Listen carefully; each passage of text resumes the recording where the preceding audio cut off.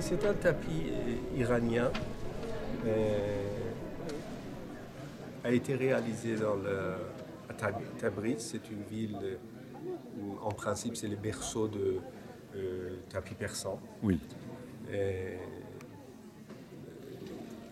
Et j'ai décidé un peu montrer qu'il n'y a pas que les dessins classiques, il y a d'autres choses aussi, parce que le tapis, c'est un univers assez vaste, varié, mais souvent on connaît les tapis d'Iran, on dit il y a 4 coins et un médaillon classique.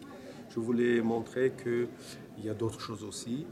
Et surtout ce tapis, il est un peu particulier, une histoire assez intéressante.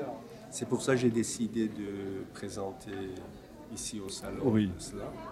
Et le dessin, ça vient d'un peintre iranien très connu mondialement, il s'appelle M. Farchian, que ça, il y a une référence, vous pouvez trouver. Oui. Et que certains de ces tableaux sont vendus dans le monde entier, mais ils sont dans les musées et collectionneurs.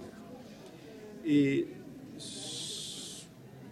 avec pas mal de discussions, on a pris celle-là, le dessin, parce qu'il est assez mythique et mystique, parce qu'il présente le prophète Joseph. Voilà, Youssef. Mm-hmm. Et puis, vous voyez tout autour les femmes, que, en principe, je pense, souvent on oublie que les femmes sont des guides. Et d'ailleurs, je considère le pouvoir, c'est dans les mains des femmes. Et d'ailleurs, de temps en temps, si on trouve que les femmes gouvernent certaines choses, c'est beaucoup mieux que les hommes, en tout cas. Mais le reste, vous voyez, par exemple, quand on regarde le fameux Tentation de pommes, vous voyez, les pommes, ils sont présents. Et d'autres choses que je peux parler de ce tapis, dans le coin à droite en haut, c'est l'oiseau très connu en Iran qui s'appelle Simor, qui est très qui présente la puissance, mais par contre, vous voyez comment il a chassé le gazelle qui est là. Après ici, voilà, vous voyez d'autres à gauche. En réalité, il regarde, c'est un surréalisme, il regarde. Oui. Là, vous pouvez constater toutes ces finesses, par exemple, les doigts des femmes. Regardez la finesse. Regardez ici précisément. Ça, c'est très très fin. Et les figures, ils sont tellement nettes. Oui. Et souvent, les gens, quand je présente dans mon galerie Ismaïlov 54 avenue de la Montpiquet, au village suisse, certaines personnes me demandent est-ce que c'est imprimé, est-ce que c'est mécanique, est-ce que c'est... Non, c'est fait à la main.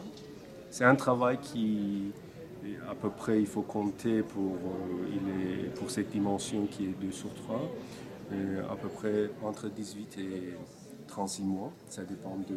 Si c'est 2 personnes, ça sera 18, et si c'est une seule personne. Et pratiquement ce tapis a été réalisé par une personne pour 2 raisons, que le poignet de main de la personne qui décide la finesse. Si c'était à 2, vous voyez, on aura un peu certains défauts dans la figure. Et qu'est-ce que je peux dire autre chose? La couleur est étonnante, entièrement authentique, entièrement obtenue par des teintures naturelles. Et surtout, si vous avez constaté, la couleur vert est quelque chose qui est très difficile à obtenir. On obtient par l'indigo et asparaque. Asparaque, c'est une plante, le nom de latin c'est Spondos, et qui, quand on mélange, on obtient un vert. Mais par contre, ici, c'est pas vert-vert, c'est très varié, c'est un peu kaki, un peu vert clair. Ça veut dire la teinturier, il a travaillé vraiment pour ce tapis, qui c'est un teinturier à Tabriz qui sont très connus, très célèbres. Le tisserand qu'on a choisi, c'était vraiment un maître qui était en train de vraiment faire exactement ce qu'on le souhaitait. Et quand on regarde les nœuds,